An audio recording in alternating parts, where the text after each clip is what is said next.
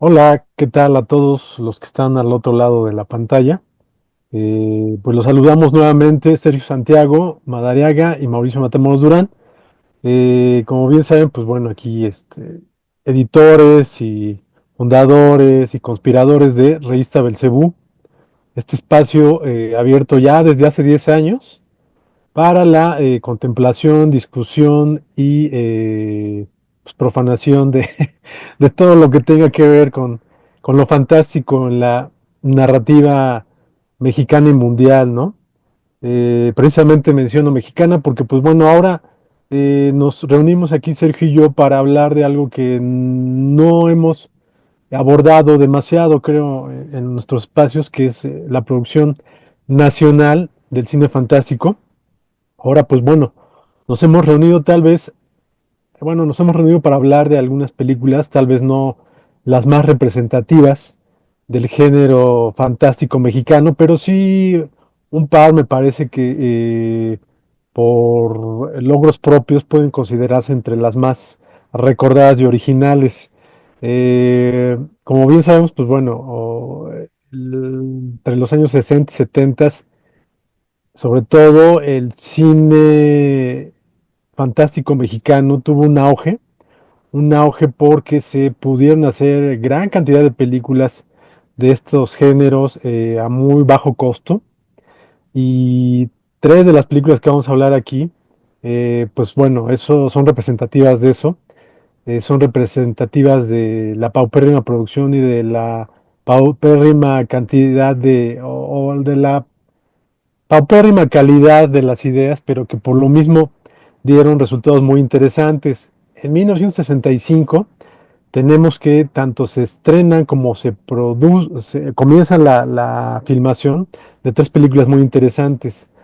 Una de ellas es El Charro de las Calaveras, de Alfredo Salazar.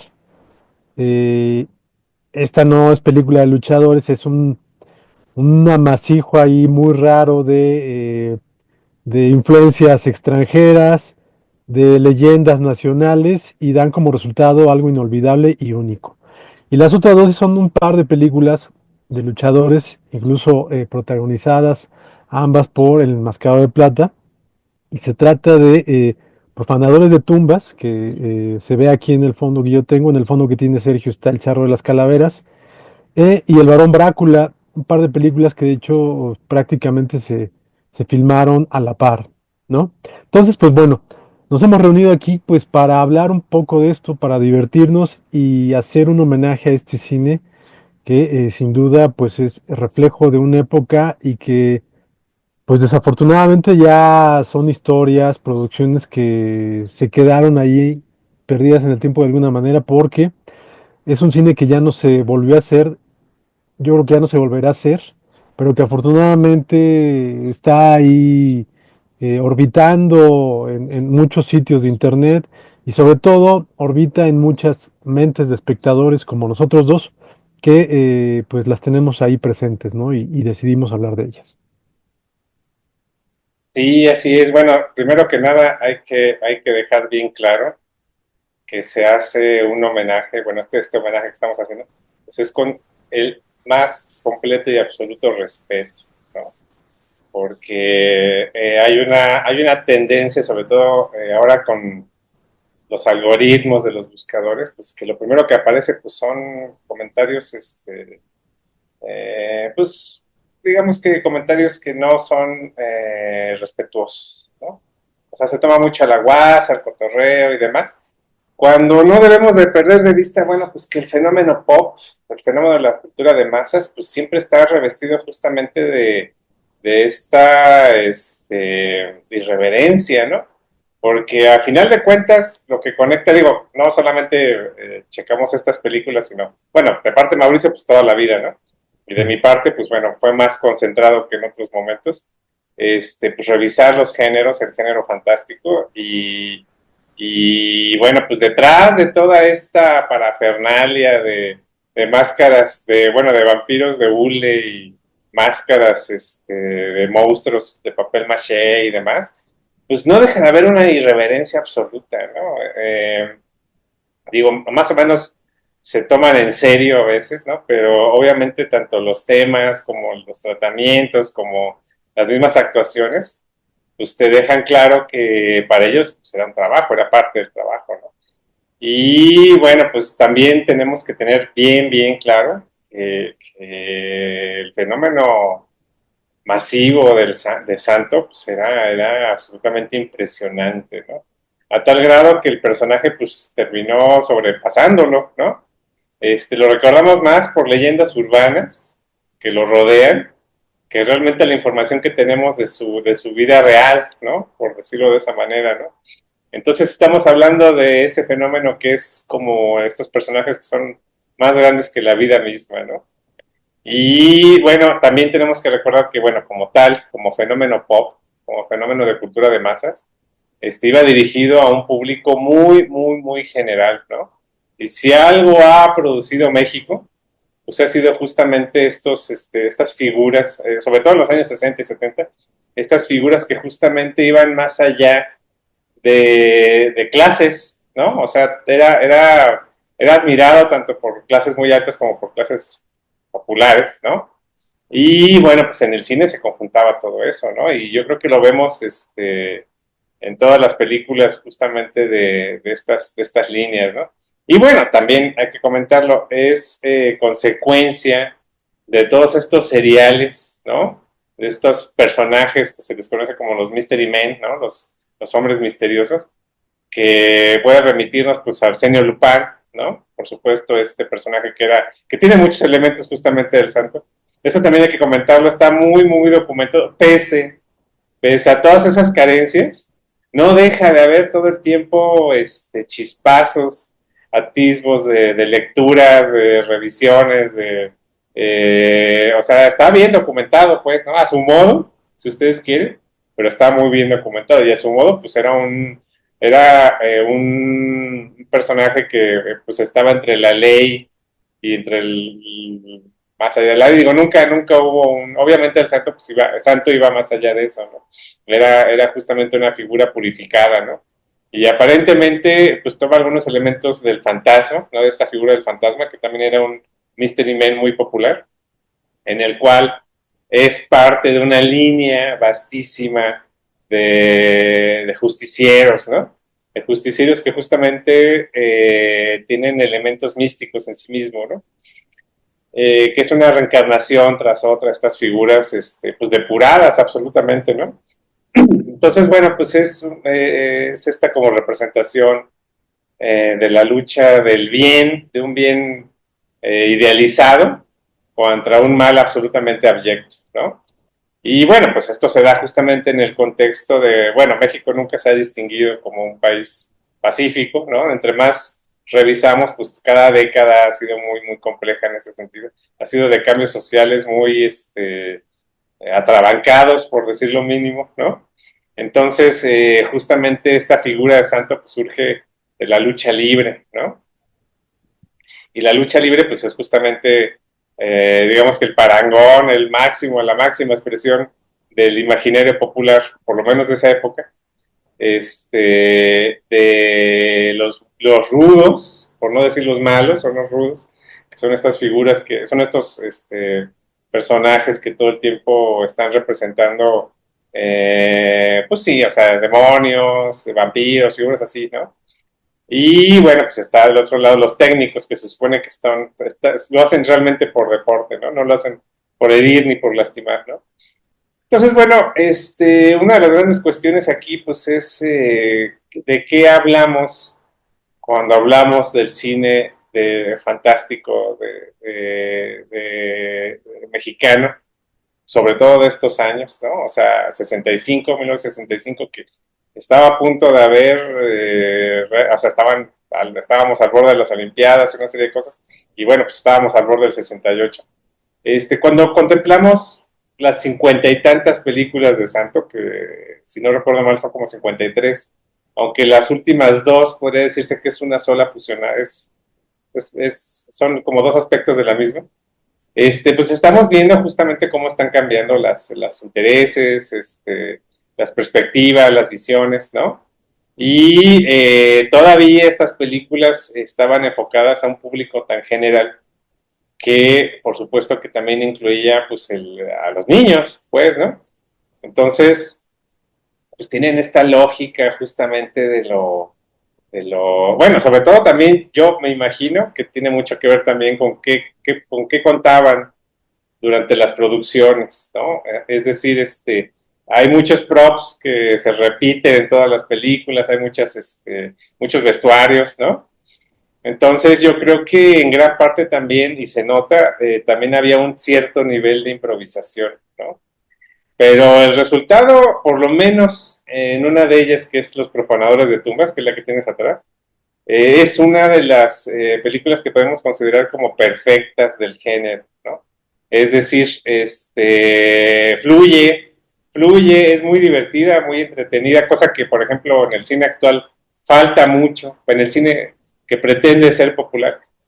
Aquí vamos a ver como dos líneas, ¿no? Una línea en la cual se pretende que un producto sea popular y se fuerza, ¿no? Porque eso es lo que sucede, se fuerza, ¿no? De pronto vas al cine y es lo único que hay, ¿no? Y otra cosa muy distinta, y es lo que tenemos ahorita que estamos tratando y que queremos dejar bien clara que es la diferencia, que es lo popular, cuando realmente surge de un público, ¿no? Entonces realmente sí hubo tantas películas y sí hubo de pronto tanta demanda de este tipo de filmes, pues es justamente porque había un público que lo sostenía, lo sustentaba y seguramente se emocionaba muchísimo, ¿no?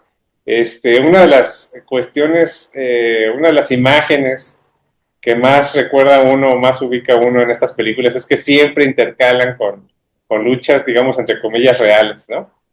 Y que me imagino yo, digo, no soy tan avesado, no conozco también el lore, ¿no? El folclore. Seguramente eran luchas importantes, ¿no?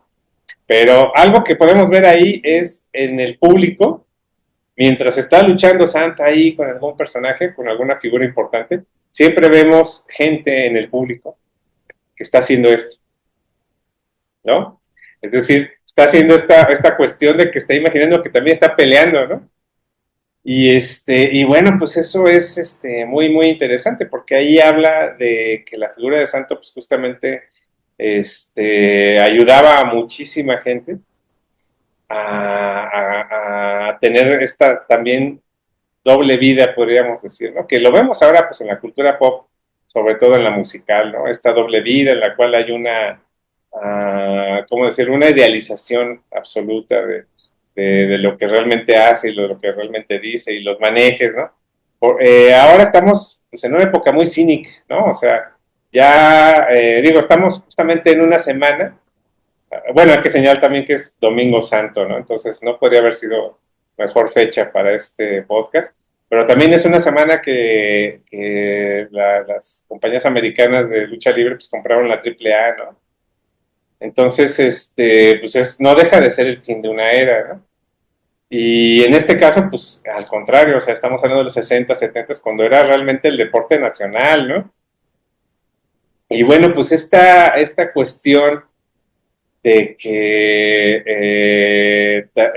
bueno, en este tipo de películas pues hay elementos de western, hay elementos de ciencia ficción, hay elementos de horror puro, por lo menos de esos años, ¿no? De figuras que, bueno, de monstruos que son clásicos, ¿no? Pero también monstruos nacionales. Pues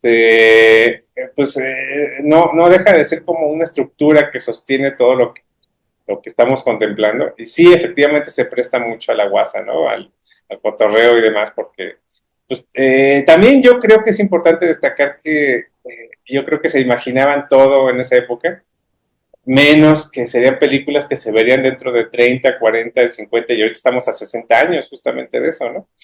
Entonces, es muy interesante también porque pues, en realidad la película es para verlas una vez y continuar con tu vida y demás, ¿no? Y ahora gracias al internet y a YouTube pues las podemos experimentar una y otra vez. Entonces, evidentemente vamos a contemplar muchos errores, evidentemente vamos a contemplar pues todo lo pobre que es la producción, ¿no? Pero también creo que es importante ir mucho más allá de eso y entender también, o bueno, experimentar sobre todo, que pues, se trata de un cine que marcó a muchísima muchísima gente, que la llenó de ideas, que la llenó de imaginación. Yo creo que todos tenemos alguna historia familiar de algún personaje que evocando justamente a algún luchador, si no es que al santo mismo, pues tuvo algún accidente realmente aparatoso, ¿no? Entonces, yo creo que, pues sí, o sea, podemos jugar con eso, pero no lo tomemos tan a la ligera, ¿no? Porque es algo que está en el corazón de la cultura misma de México, ¿no? Y bueno, pues representa todos nuestros miedos, pero pues también todas nuestras esperanzas, ¿no? Y pensar que existen estas películas donde cualquier problema, cualquier situación, cualquier conflicto se puede resolver con llaves de lucha libre, pues a mí me parece bellísimo.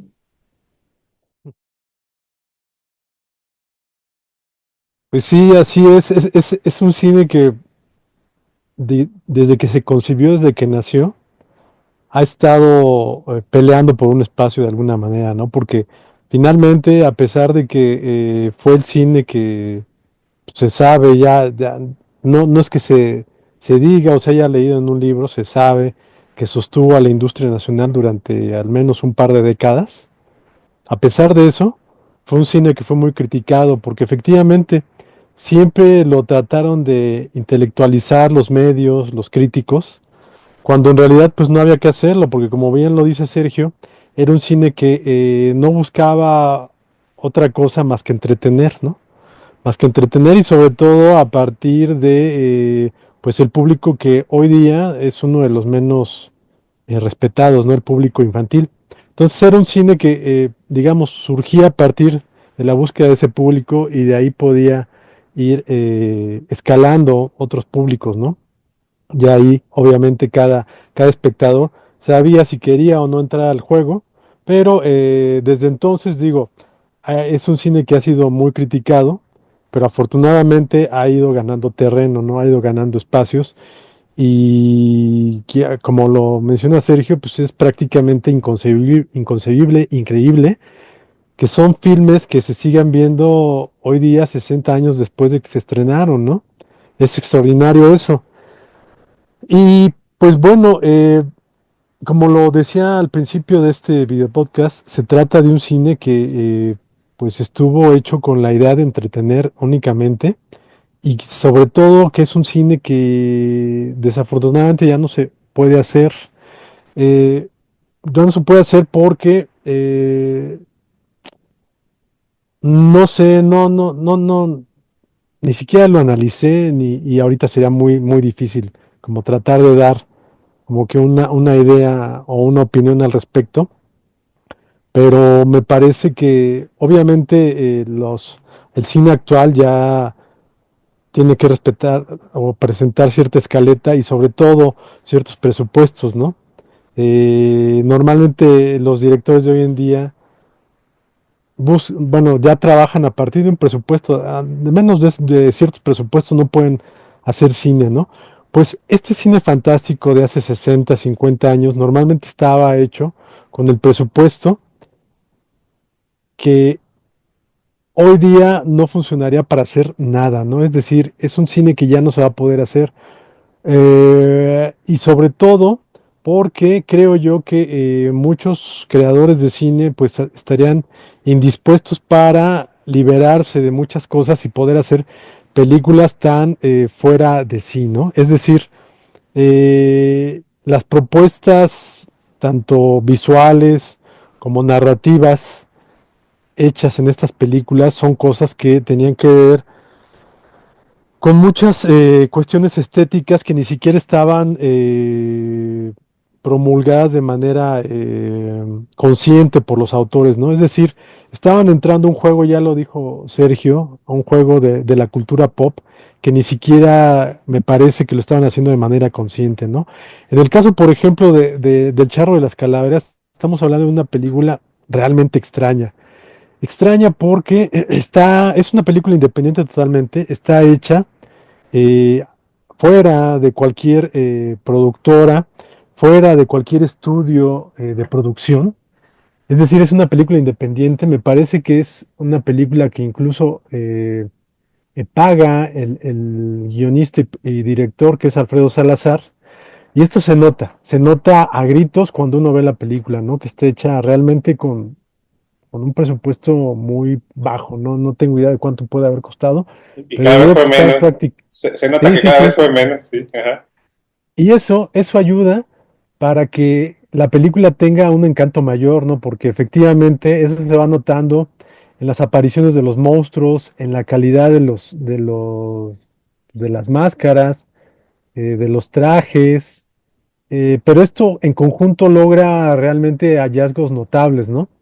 Eh, entonces, bueno, lo que quiero decir es que finalmente estas películas las hacían a como diera lugar. El director por ahí en una entrevista que pude encontrar en el sitio de directores de cine mexicano, viene una breve entrevista con él y le preguntan que cómo se definiría él como director. Y dice que pues es un director que se dedica a hacer cine comercial, ¿no? Y le preguntan por qué. Pues porque es el que es más activo, que siempre hay trabajo para ese y es el que puede dar mayor cantidad de dinero a los que trabajan en él. Entonces, a lo que voy es que Alfredo Salazar no tenía ninguna ínfula de autor ni nada por el estilo. Él decía claramente que se dedicaba a hacer cine comercial porque es el que tenía más expectativas en las carteleras comerciales, ¿no? Y era el que más buscaba a la gente. Y esto me parece que pues es loable de alguna manera porque pues bueno, buscar entretener al público de aquella época sin otro objetivo más que ese, me parece que es sobresaliente, es notable. Y repetimos lo que ya comentó Sergio y que ya también he vuelto a mencionar yo, ¿no? Que es sobresaliente ver que este cine que se hizo nada más con la intención de entretener al público de aquel momento, es decir, como que ser la película de la semana o del mes en ese rubro, pues miren en lo que se ha convertido, ¿no? Recuerdo que uno de sus principales promotores de esta película ya en épocas del posmodernismo fue Carlos Monsiváis, que en muchas entrevistas y en muchos momentos la mencionó como una de sus películas favoritas del cine nacional. Y pues bueno, eso es notable. Sabemos que Monsiváis tenía la capacidad en sus discursos hablar tanto en sentido figurado como en sentido totalmente serio, explícito. Y esta película me parece que entraba en los dos niveles, ¿no? Porque entraba al juego total de Monsiváis, de estarla valorando efectivamente por todas sus propuestas narrativas y estéticas, pero también por rescatar ese, pues, si lo quieren llamar como románticamente se habla del niño interno toda persona adulta tiene. Siempre Monsiváis la mencionaba esta película porque yo creo que pues, era uno de los grandes recuerdos que él tenía desde la infancia y que finalmente te lo marcaron, ¿no? Entonces, bueno, con esto quiero decir que realmente El Charro de las Calabres es una película inaudita, es una película que no respeta cánones, que no respeta pues líneas de géneros que estaban marcadas porque pues hay que tener presente que es un charro el protagonista, ¿no? Es, digamos, el cowboy nacional. Como ya lo dijo Sergio, el cine mexicano fantástico y el cine mexicano en general le debe mucho a cines de otras latitudes y en especial el cine fantástico mexicano. Está inspirado sobremanera en el cine y en los seriales norteamericanos. De tal manera que, pues bueno, aquí vemos que el origen del charro, pues se debe prácticamente al origen de Bob Kane, ¿no? Ujú, Y todo esto mezclado con elementos de los cereales estadounidenses que se vieron 10 20 años atrás en Estados Unidos, mezclados con elementos narrativos o dramáticos del de la narrativa fantástica europea, como es el vampiro, como es el hombre lobo, y eso mezclado con el jinete sin cabeza, por ejemplo, ¿no? Que también es una leyenda estadounidense, pero muy a la mexicana. Sin olvidar, por ejemplo, la presencia de las brujas nacionales y ujú. de los monjes, ¿no? Recordemos que el monje loco estaba muy presente en aquella época, pero también el monje loco pues era una figura que ya estaba presente en los seriales estadounidenses, ¿no? Entonces, pues bueno, lo que creó Alfredo Salazar para su primer película, para su debut en la dirección, fue algo que, pues como pueden ver, al día de hoy nos tiene discutiendo y que sin duda sería el comienzo de una de las carreras fílmicas más, pues más enloquecidas, porque Alfredo Salazar escribió varias de las películas más interesantes. En lo personal, por ejemplo, escribió una de mis películas favoritas del cine fantástico nacional, que es Muñecos Infernales, de Benito Alarraqui, y que escribió deliciosamente Alfredo Salazar. Pero pues ahí lo tenemos que en el transcurso de su carrera tiene otras cosas demenciales también, como una rata en la oscuridad, una película de 1980 que escribe y dirige, que es también otra cosa inaudita. Y el postmodernismo, pues lo tiene muy presente por esa oda al chafismo y al mal gusto que es esta película protagonizada por Margarito como un payaso infernal y que en años recientes, inclusive en círculos especializados de cine en Estados Unidos, la han ponderado notablemente, donde inclusive la han rescatado ya en 2K e hicieron inclusive una edición especial en VHS con luces light, que se acabó obviamente el tiraje de 500 ejemplares en cuestión de minutos, ¿no? Entonces, bueno, con esto, Es su filme testamento, sí, sí, sí, de hecho. esa fue la última película de Alfredo Salazar y sin duda es una película que le ha dado una popularidad internacional post-mortem inaudita, ¿no? Entonces, bueno, este es uno de los casos de estas películas que nos han reunido aquí a Sergio y a mí en esta ocasión, ¿no? Sí, así es ese tremendo filme testamento que es Herencia Diabólica. Curiosamente comparte nombre con Hereditary, ¿no? Con algunas versiones en español de Hereditary. No hay mayor coincidencia. Pero No. podemos decir que es un director que no sabemos qué tan malo sea su cine, realmente sí fue malo, pero no podemos decir qué tanto. Ha habido peores y más celebrados, cabe decir, pero no podemos decir, no podemos negar que hizo cine, ¿no? Eso sí o sí es auténtico. ¿Ver? Y bueno, con El Chavo de las Calaveras lo que vemos pues es un discurso pues, pesadillesco totalmente, ¿no? Ya no me imagino, bueno, sí percibo realmente la perspectiva que seguramente, la mirada que tuvo Monsi, ¿no? Contemplando esta Ujú. película, empezando por cuestiones de lo cercana que es al cine silente, ¿no? Sí, sí, sí. Sobre todo, bueno, a Carl Reyer, ni más ni menos, ¿no? Hay cosas ahí. Por ejemplo, esa imagen que tienes ahí, bien podría haber sido Ujú, de Carl Reyer, ¿no? Y ujú. todo lo que le debe al cine expresionista, ¿no? Incluso sería muy aventurado, pero probablemente pues, tiene algunos elementos de Nosferatu incluso, ¿no? Sí. Y bueno, pues todo adaptado al imaginario mexicano, ¿no? Y bueno, una de las particularidades que obviamente proviene del cine mudo, pues es este uso de filmar escenas y secuencias nocturnas, pues 100% durante de día, y todos hacen tontos de que es de noche, ¿no? Entonces, bueno, está maravilloso eso, ¿no? Pero sí, se alimenta sobre todo de las leyendas urbanas, ¿no? Las Ujú. leyendas urbanas de la gran provincia de México, ¿no? De ese México profundo, ¿no? Y bueno, pues qué cosa más mexicana que ir de un rancho a otro y ser atacado por algo en ese viaje, ¿no? Aparecer muerto al día siguiente. Vean ustedes nada más, ¿no? O sea, nada más cambien a los enemigos.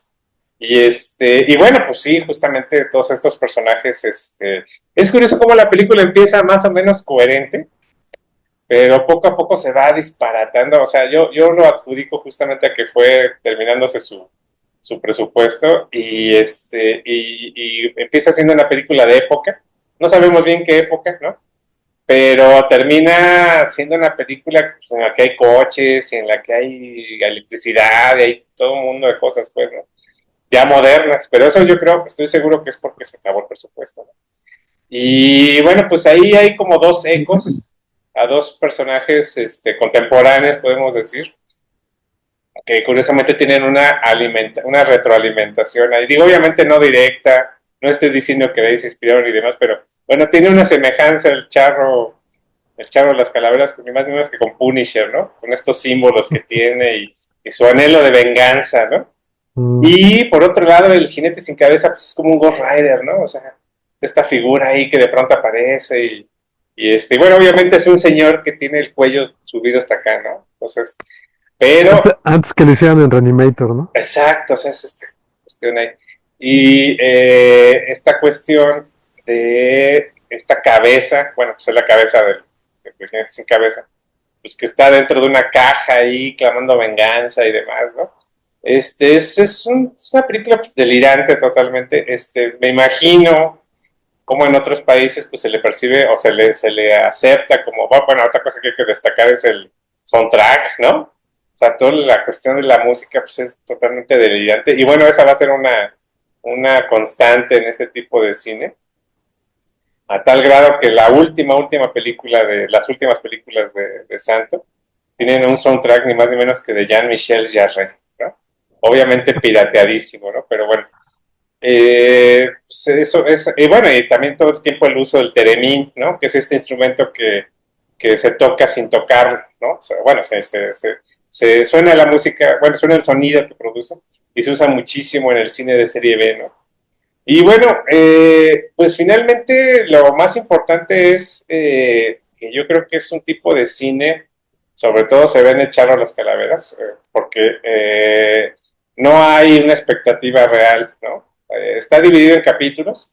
Probablemente la idea era como hacer una serie de películas que tuvieran más o menos compuestas por 3 capítulos.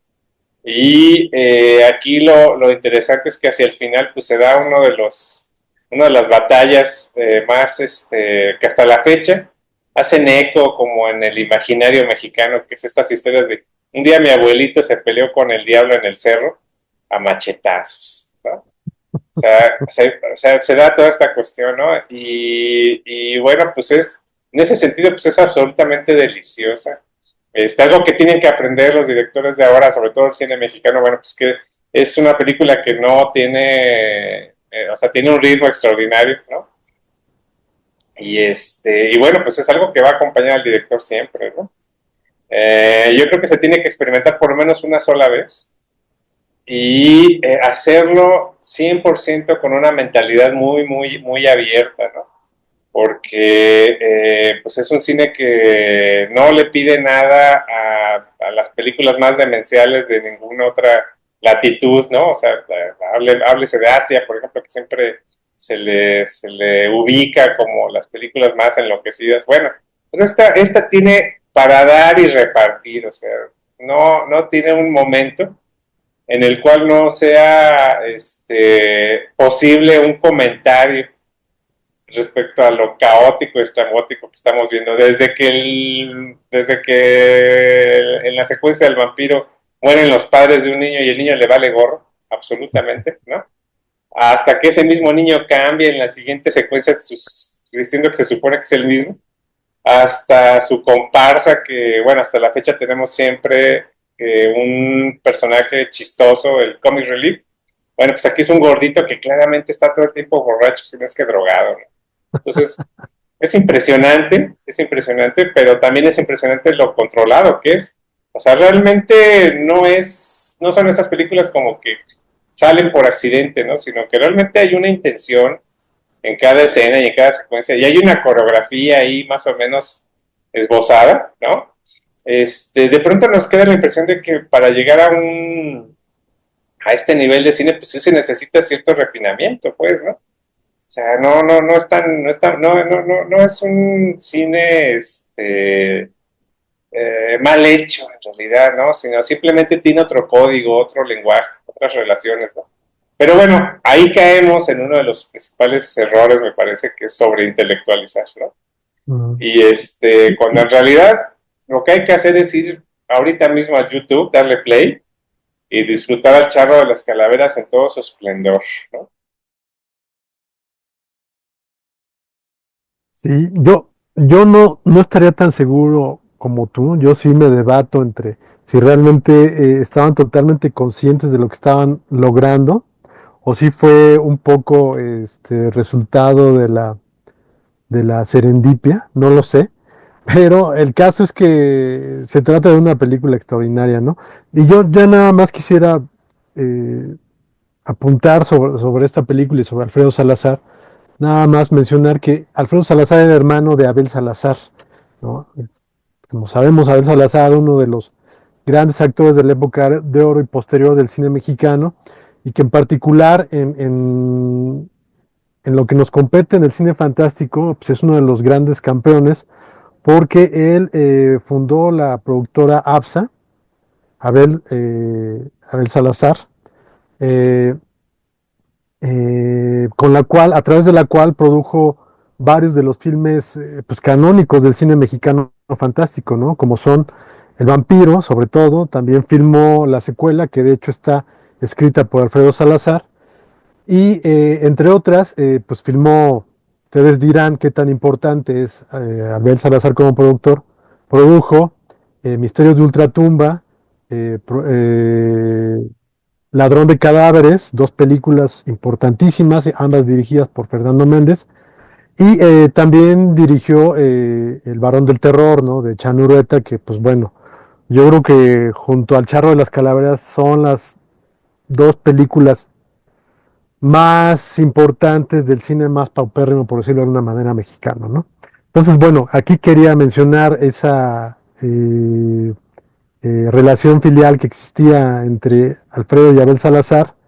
Y pues bueno, también toca el tema de la música, ¿no? La música efectivamente es extraordinaria, pero aquí por un detalle importante, ¿no? La música es de Gustavo César Carreón, que pues es uno de los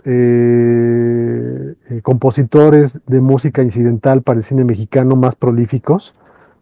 No tengo idea de cuántas películas, pero por supuesto sobrepasa el centenario de películas. Eh, y la mayoría o muchos de estos scores que hizo son inolvidables, ¿no?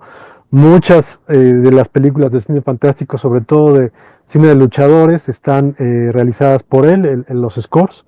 Y pues el Charro de las Calaveras es uno más de los que quedaron marcados por esos grandes scores. Y me atrevo a decir, no estoy seguro, pero sí, se trata yo creo que de uno de esos scores que estuvo armado a partir de extractos de otros trabajos que ya había hecho Gustavo César Carreón. Y también mencionar como detalle fabuloso que la película abre con el tema del Charro de las Calaveras, interpretado ni más ni menos que por el trío Calaveras. Entonces, o sea, la película está cargada de una cantidad de detalles y de humor. El humor aquí de la película es realmente fabuloso. Se la pasa riendo en la película cuando están estos destellos de buen humor. No estoy hablando de comedia involuntaria, estoy hablando realmente del Ujú. humor de la película, que es realmente muy bueno. Y en términos generales, la película es realmente fabulosa, ¿no? Uno se la pasa fantástico en la hora y cuarto que dura esta película. Entonces, como bien ya dijo Sergio, por favor, vayan a YouTube y pónganle play. Sí, bueno, sobre todo digo, para entrar ya en el cine de luchadores, mi impresión es que todo estuvo muy, muy ensayado, muy coreografiado, por una diferencia muy importante con el cine de luchadores, que es que estos actores pues no tenían, bueno, sí tenían cierta preparación física, pero por supuesto que o sea, siempre estaban a segundos de un accidente mortal, ¿no? O sea, en el caso del Charles Calavera, siempre ves que de pronto hay estos movimientos que están al borde de un precipicio ahí, están ahí peleando, y bueno, eso lo vamos a ver mucho en el cine europeo trash, ¿no? En el Eurotrash. Vamos a ver que todo el tiempo están al Ujú. borde y además seguido pasaban accidentes espantosos, ¿no? Entonces, bueno, en este caso, y en cambio en las películas de luchadores, sobre todo de las que nos competen en Los Profanadores de Tumbas, donde hay unas secuencias que se dan en esta como fundidora que existe, pues todo el tiempo ves que las máquinas sí Mm. están funcionando y que están ahí las calderas y demás. O sea, gracias a la experiencia que tenían con la lucha, realmente podían tener la percepción espacial necesaria para que eso no terminara de una forma espantosa. O sea, un resbalón y ahí quedaban, o sea, quedaban justamente como el doctor, ¿no? Ahí Mm. en esa película, ¿no? Y bueno, pues eso es justamente una de las grandes cuestiones con las cuales ya entramos al cine de luchadores, ¿no? O sea, desde esta película de transición que es Brácula, ¿no? El Conde Brácula, que obviamente es un homenaje al Conde Drácula. Por ahí, incluso si no recuerdo mal, si no es que no lo aluciné, ¿no? Pero yo recuerdo que por ahí aparece la palabra stalker en alguno de los libros que aparecen en la biblioteca, en la nutrida biblioteca del santo, ¿no? Que todo el tiempo tiene su biblioteca, ¿no? No recuerdo, pero es posible. Creo que por ahí de ese stalker ahí, ¿no? Entonces, bueno, pues es justamente eso, ¿no? Y hay un homenaje ahí todo el tiempo a los vampiros clásicos, digo, ya eran parte del imaginario, ¿no? Pero bueno, pues con el toque mexicano ahí extraordinario, ¿no? Siempre, ¿no? De mencionar la colonia, ¿no? O sea, esa Mm. época tan importante de la historia de México, bueno, pues era la época en la cual justamente ya se está consolidando el país como tal, ¿no? Y bueno, pues yo creo que otra cosa que hay que destacar pues, es justamente Meche Carreño, que está aquí acostadita, ¿no? Entonces, creo que, si no recuerdo mal, de hecho es su primera película, ¿no? Entonces, bueno, pues es figura más legendaria no puede haber, ¿no? Y bueno, pues es justamente cuando ya se está empezando a consolidar el lenguaje que construye estas películas, ¿no? Hay justamente contemporánea a esta, bueno, pues está El Hacha Diabólica, ¿no? Que es una película que también, digo, es menos aberrante quizá que las demás, ¿no? Porque es un personaje relativamente realista, ¿no? Pero tiene esta particularidad tan extraordinaria de que aparece de repente, ¿no? Entonces, Ujú. obviamente el siguiente paso tenía que ser un vampiro, ¿no? Pero este personaje que era una especie como de millonario, de persona rica, ¿no? Que tenía un pacto con el demonio durante la colonia y bueno, pues que ni más ni más, ni más ni menos que se dedicaba al culto a Arimán, ¿no? Aquí ya vemos, por ejemplo, un personaje que es un místico, ¿no? Es una figura mística y es el que le da ya, como decirle, le revela la continuidad a Santo de que él pertenece a una estirpe, ¿no? Ujú. Y resulta que ni más ni menos. Ah, bueno, empieza además con el funeral de Santo, ¿no? Que eso es muy interesante también, ¿no? Entonces, aquí ya empezamos a ver cómo se está desarrollando ya lo que se construiría como la leyenda como tal de Santo, ¿no? Estos orígenes de esta doble vida que está empezando a tener, ¿no? Y bueno, pues yo creo que ya los profanadores de tumbas se vuelve ya como una especie como de consagración justamente de todo eso, un perfeccionamiento, ¿no? Si no recuerdo mal, forma parte esta y el hacha y dos más pertenecen a un contrato que tuvo con la misma productora, me parece. O sea, es algo así como una cuadrilogía. Y justamente ahí ya estamos viendo esta evolución tan importante y que no lo dejaría, ¿no? O sea, ya sería parte de su folclore, digamos, pues todo lo que resta de los años 70, ¿no? Incluso hay atisbos de eso en las películas, en las 2 o 3 películas que hizo durante los años 80, ¿no? Sí, sí, sí, sí, en aquella época muchas películas se hacían así por contratos momentáneos con los productores y hay muchas películas de luchadores que se filmaban a la par, ¿no? No solamente un par, Mm, sino llegaron a ser tres, ¿no?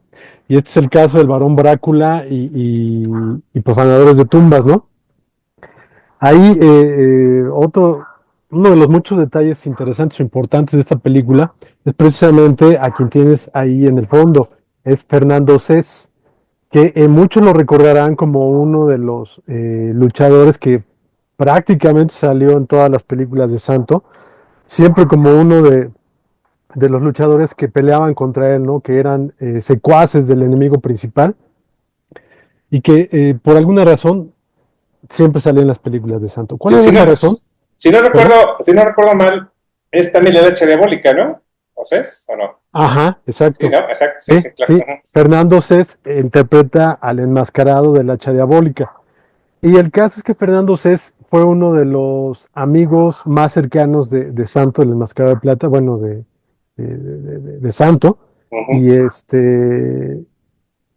además de esto, bueno, por eso salía prácticamente en todas las películas de Santo, pero además de esto, Osés fue un prolífico guionista. Coescribió o escribió muchos de los guiones de las películas de luchadores. Escribió una de las mejores películas de Blue Demon, que es El Demonio Azul, y que de hecho coincidió en el estreno de Profanadores de Tumba ya el 9 de julio del 65.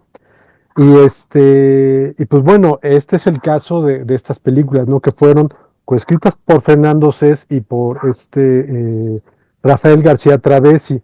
García Travesi también fue un prolífico guionista del fantástico mexicano y sobre todo de las películas de luchadores que, como sabemos, la mayoría de ellas tenían que ver con situaciones sobrenaturales, ¿no? Entonces, bueno, el caso de estas películas de Profanadores de Tumbas, del Barón Brácula y del Hacha Diabólica, pues tienen que ver con ese equipo de creativos, de creadores, que aunque no se lo propusieran, pues finalmente trabajaron en la mayoría de estas obras, ¿no? Porque pues les tocó vivir esa época, no eran precisamente creativos o actores o técnicos o luchadores, así como yo lo entiendo, que buscaban marcar una página en la historia, ¿no? Pero les tocó estar en ese momento y eran personas trabajadoras y les gustaba su trabajo. Entonces, bueno, los resultados, volvemos a lo mismo, es que hoy día, 60 años después del estreno de estas películas, seguimos hablando de ellas, ¿no? Y sí, efectivamente, estas tres películas de luchadores, El Hacha Diabólica, que a mí me parece fascinante, es una historia enloquecida, nada más pensar que el enmascarado de plata no sabe en qué momento le va a aparecer este verdugo enmascarado con el hacha porque lo quiere matar desde siglos atrás, me parece fascinante. Imagínense el nivel de estrés que hay que manejar para poder vivir con esa idea. Eh, Esa es el hacha diabólica. El varón Drácula, que pues, es una variación de Drácula, sobre todo desarrollada en la época de la colonia. Ahí vemos al enmascarado de plata que lleva tan solo un antifaz en la época de la colonia, plateado. Y sobre todo profanadores de tumbas, que sin duda, como ya lo mencionaba Sergio al principio de este video podcast, yo creo que es una de las películas, es que va a parecer una exageración, pero es una de las películas más enloquecidas de luchadores, porque pues bueno, todas las películas de luchadores, sí, uno de sus grandes valores es que presentan ideas que no se habían visto en el cine o que no tienen reparo en presentarlas en el orden, en cualquier orden que sea, ¿no? Y Profanadores de Tumbas, pues tiene precisamente eso, pero es que efectivamente tiene momentos, imágenes, ideas que nunca se habían visto en el cine mexicano y por ende en el cine fantástico, ¿no? En verdad que este científico loco que quiere crear un ser humano totalmente poderoso y para ello crea una serie de armas para poder llegar a las personas que quiere obtener para sus experimentos. Esas armas son realmente enloquecidas y una de ellas la teníamos en la imagen que tenía de fondo hace un rato. O sea, ¿a quién se le pudo haber ocurrido una lámpara hecha con pues un cuerpo humano? Ahí se ve el corazón y que al momento en que la conecta el enmascarado de plata empieza a emitir hay un sonido infernal que más allá de lo que sea el enmascarado de plata está a punto de noquearlo y matarlo, ¿no? Y este es solamente uno de tantos gadgets utilizados en esta película, ¿no? Sí, sí, bueno, o sea, tenemos que destacar que una vez que Santo derrota esta atroz lámpara, que además es una secuencia que pues, te recuerda mucho a Wolverine, ¿no? A Logan, cuando está, o sea, recuerdan ustedes que envejece el profesor Javier, y pues emite estos rayos icónicos, ¿no? Que justamente mata a todos sus compañeros, pero pues Logan puede soportarlo. Entonces, lo único que vemos ahí es una secuencia muy curiosa de Logan pues, caminando hacia el profesor para pues, tratar de contenerlo, ¿no?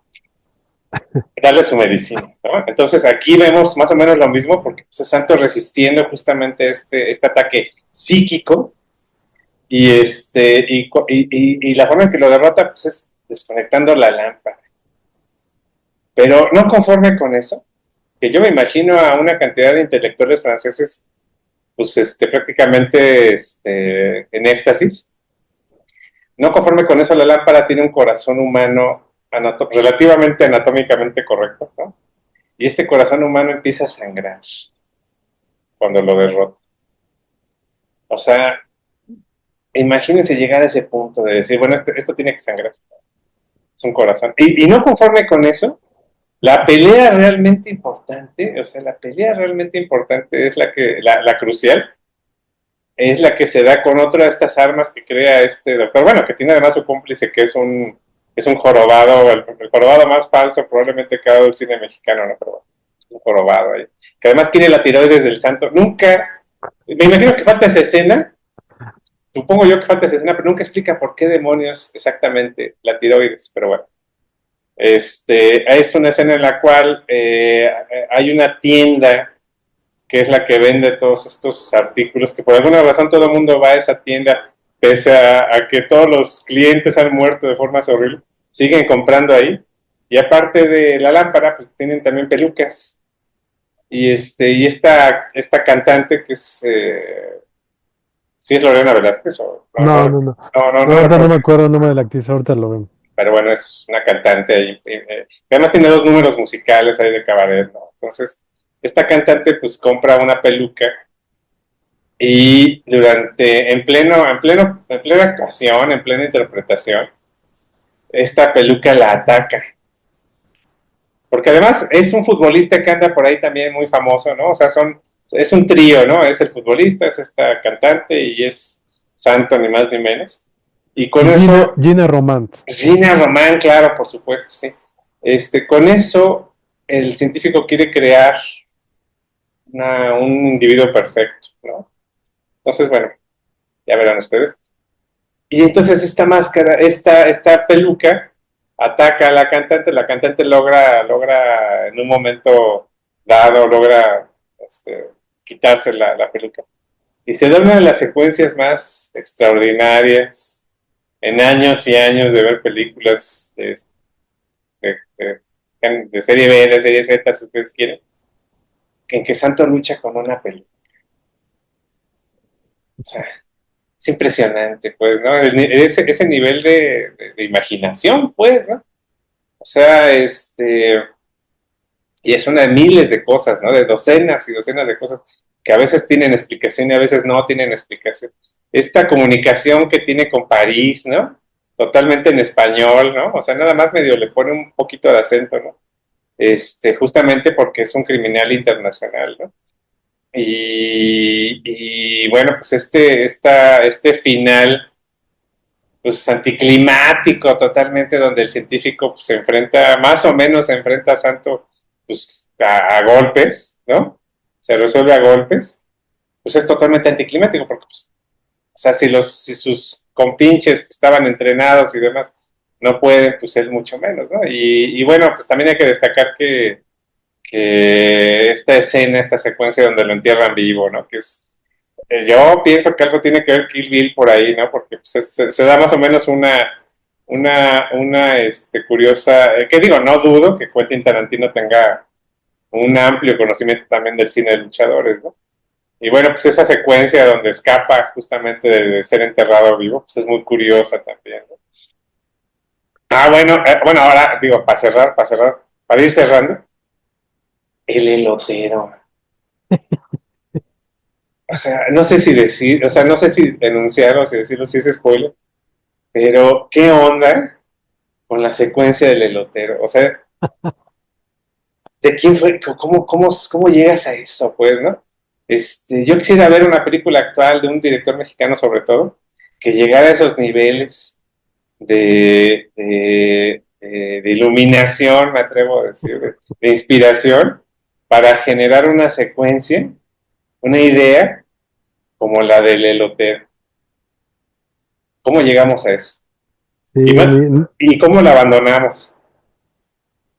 Ni en Batman se han visto ese tipo de cosas, ¿no? Pero sí, no, es fantástica esa película. No hay que olvidar también las cuerdas del violín que matan, ¿no? Porque otro de los gadgets que crea este científico loco es un violín con cuerdas que pues intentan matar a quien lo toca, ¿no? Entonces también ahí vemos, Digno de Argento, absolutamente, sí, sí. sí, sí, ahí vemos una escena donde están interpretando algo de música de cámara, si no me equivoco, mientras una bailarina está bailando jazz, ¿no? Entonces, Agogó, ¿no? Pues cuál jazz es sí, agogó. ahí de entrada ya es demencial. Y de repente al violín al violinista que está interpretando, el violín pues ahora sí que se torna en su contra y las cuerdas lo empiezan a ahorcar y el violín termina ahí saltando y brincando ahí entre la bailarina, ¿no? Entonces, como pueden ver, estas son cosas que ni la escuela surrealista en su momento más revolucionario imaginaron, ¿no? Y pues bueno, esta película ahí está también para que la revisen. Eh, Como bien ya dijo Sergio, pues prácticamente cada secuencia ofrece algo inesperado. Yo también me uno a alabar ese momento donde aparece el elotero como todo un buen Deus ex machina, ¿no? Pero sorpresivo a nivel triple, ¿no? Es algo inesperado, algo que nadie imaginaba realmente, ¿no? Entonces, 60 años después nos sigue fascinando Sorprendiendo, y sí, claro. sorprendiendo, ¿no? Y pues bueno, ese es el caso de estas películas. Repito, esta es como que una invitación a conocerlas, pero es una invitación pues a escarbar y a conocer a los autores, a todos realmente creativos que se encuentran detrás de estas películas, porque pues bueno, si empezamos a ver ahí los nombres, vemos que se trata de autores que hicieron otras películas igual de increíbles, de fabulosas, y pues esto no termina, ¿no? Hace rato no comenté, por ejemplo, no se me olvidó que el propio Alfredo Salazar, pues es también el guionista de una de las películas de luchadores que han provocado la mayor cantidad de comentarios en los últimos años, ¿no? Que es Santo del Tesoro de Drácula, cuya versión para exportación es conocida como El vampiro y el sexo. Ujú, Pues bueno, Alfredo Salazar pues, es el guionista de esa película, ¿no? Entre muchas otras. Es guionista de la saga de La momia azteca, de las luchadoras. Entonces, y bueno, García Travesi, les repito, es también guionista de una gran cantidad de películas extraordinarias de luchadores y de santo, ¿no? Entonces, pues bueno, ahí está esta invitación. Yo creo que estaría bien hacer como que una invitación anual con distintas películas de luchadores para acercar a nuevos públicos a este cine imperecedero y que afortunadamente, aunque luego está en calidades un poco paupérrimas, ujú. pero se puede seguir encontrando, reencontrando, descubriendo, redescubriendo en distintas plataformas de internet, ¿no? Sí, eso es lo más lamentable, que los profanadores de tumbas está como en 3 o 4 páginas y en todas se ve muy mal, ¿no? O sea, Ujú. está tomada de televisión, que se ve que es una grabación de VHS y tiene algunos fragmentos de comerciales, y, o sea, es una pena, o sea, realmente es una pena, ¿no?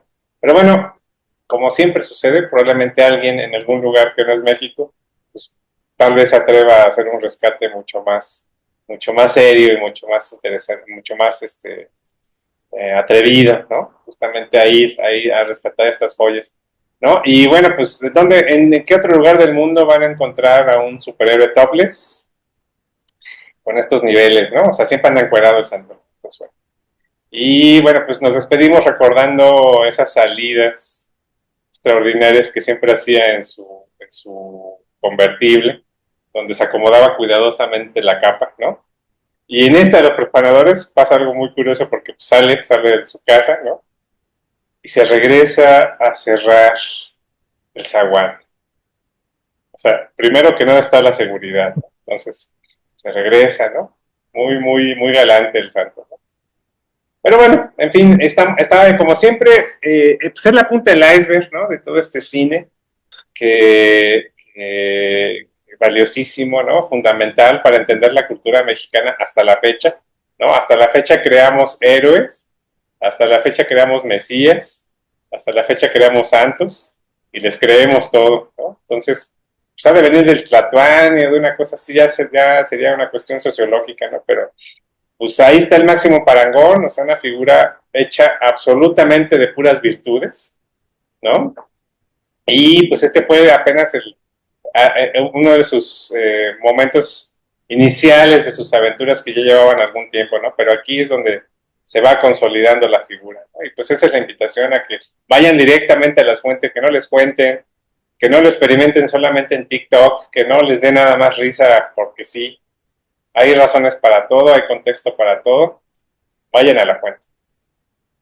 Aquí nada más para agregar un poco a lo que comentas, yo creo que tenía que ver realmente con temores reales lo del santo que regresaba a cerrar el zaguán, porque hay que recordar como una de sus muchas anécdotas, Santo pues fue uno de los personajes más populares en el país en su momento, ¿no?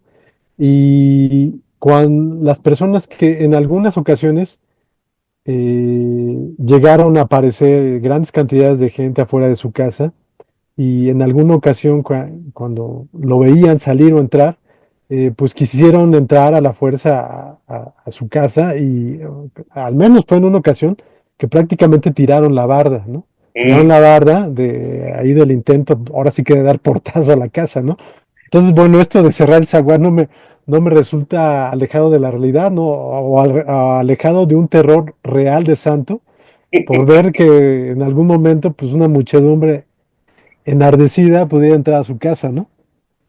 Y por otro lado, bueno, también dar crédito, que ya lo mencionaste, pues pareciera que estas películas no se están rescatando, pero sí, afortunadamente se están rescatando. qué bueno. Desafortunadamente, no en el país, pero sí en el extranjero, ¿no? Hay que mencionar, por ejemplo, el trabajo del sello inglés Indicator, que en los últimos meses, es decir, del año antepasado a la actualidad, ha estado rescatando una buena cantidad de películas del fantástico mexicano, entre ellas varias del Enmascarado de Plata, ¿no? Entonces, pues bueno, ahí también queda la invitación para que pues busquen en los sitios en internet, busquen pues, incluso a través de Amazon, que es lo más a la mano, para adquirir estas películas, porque solamente adquiriéndolas, pues lograremos que se sigan rescatando y que puedan seguir estando disponibles para que pues, este cine no se pierda, ¿no? Entonces, pues bueno, da crédito de que sí, efectivamente sí se están realizando empresas para rescatar este cine. Desafortunadamente son extranjeras, pero podemos apoyarlas para que esto no desaparezca. Entonces, bueno, la invitación ahí para que lo busquen y lo adquieran. Así es, y con eso vamos cerrando, como siempre, los buenos deseos de que alguien haga algo, ¿no? Ujú. Por mínimo que sea, ir a la acción, ¿no? Pero, pues mientras tanto, pues seguimos atentos a aniversarios, a eventos, a noticias, y pues los esperamos en el siguiente podcast. Nos divirtió muchísimo hacer este. Esperemos mantener ese nivel de alegría hasta el siguiente podcast. Les agradecemos muchísimo. Gracias. Hasta.